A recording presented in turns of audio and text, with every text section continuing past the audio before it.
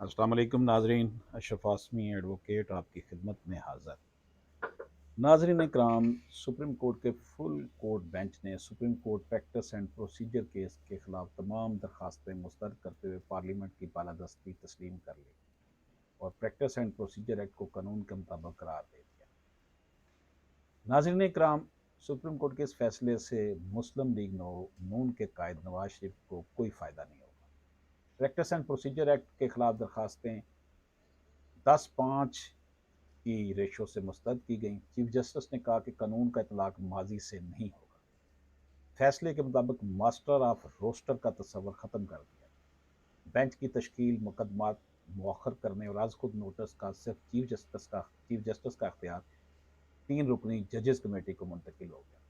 184(3) के मुकदमात में अपील का हक आइनी करार दे दिया। अपील के हक के लिए 9 जजेस ने हमायत, 6 ने मुखालफत की। माजी के केस से तलाक का फैसला 8-7 के तनासब से मुस्तरद हो गया। 15 रुकनी फुल बेंच ने बराह रास्त तारीखी कवरेज की 4 सवाफात पर मुश्तमिल मुख्तर फैसला जारी किया गया।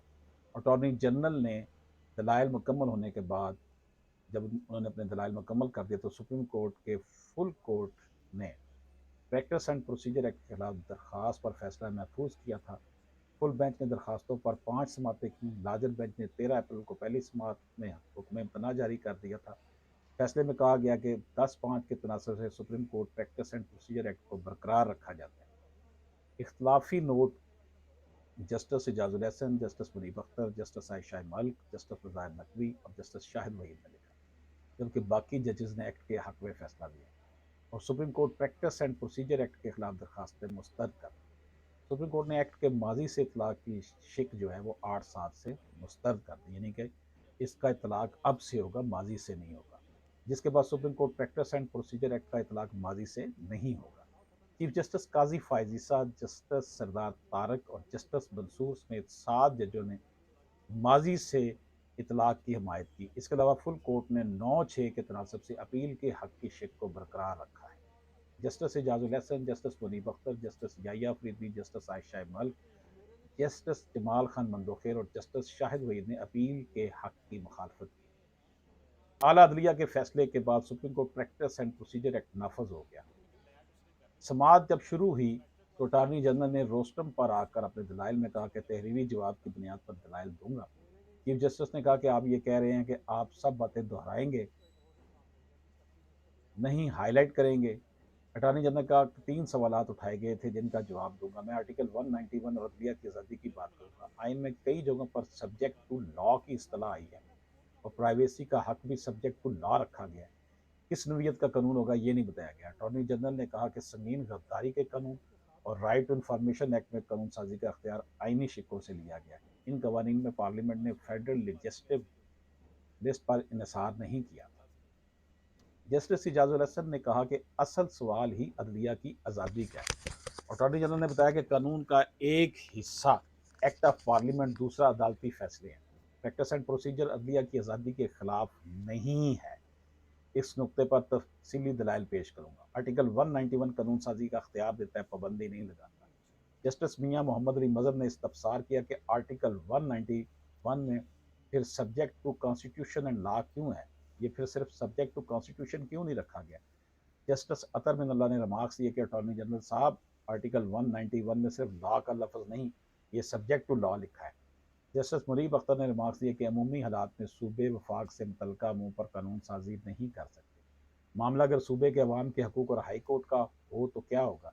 जस्टिस एजाजुल हसन ने रिमार्क्स दिया कि आर्टिकल 175 में वाज़ेह है कि हाई कोर्ट में जजेस की तादाद कानून में मुकर्रर होगी।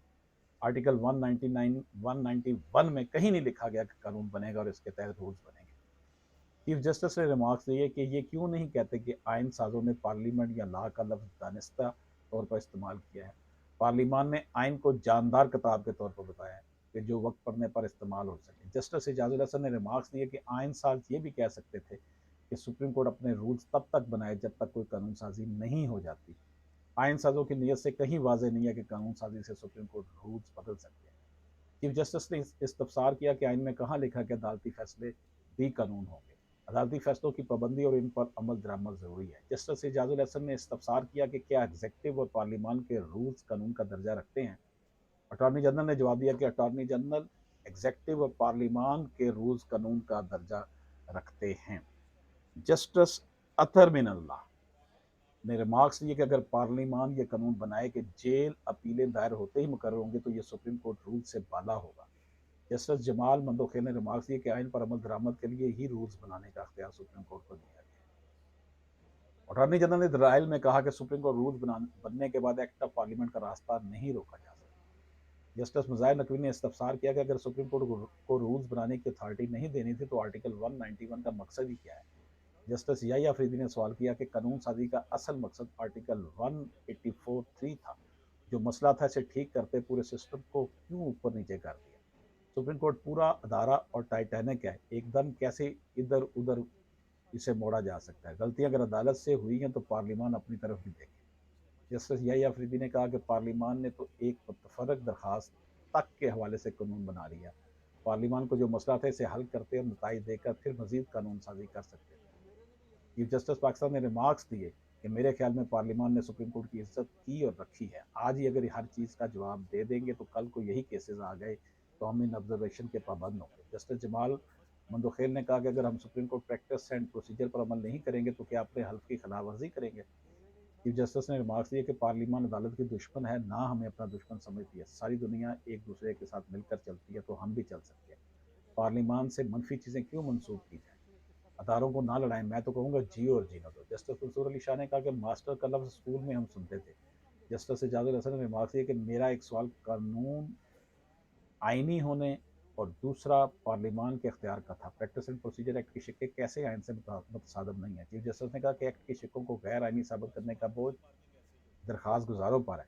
जस्टिस अतर मिनल्ला ने रिमार्क्स दिया कि सुप्रीम कोर्ट को तो अपने दायरा अख्तियार में तोसी पर खुश होना चाहिए। अगर एक लफ्ज़ की दो तशरीयात होंगी तो इस पर असूल क्या है कि कौन सी तशरीह बनाई जाएगी। अटॉर्नी जनरल ने बताया कि आर्टिकल 184 और 185 में सुप्रीम कोर्ट के अख्तियार को बढ़ाने की कोई ममानत नहीं है।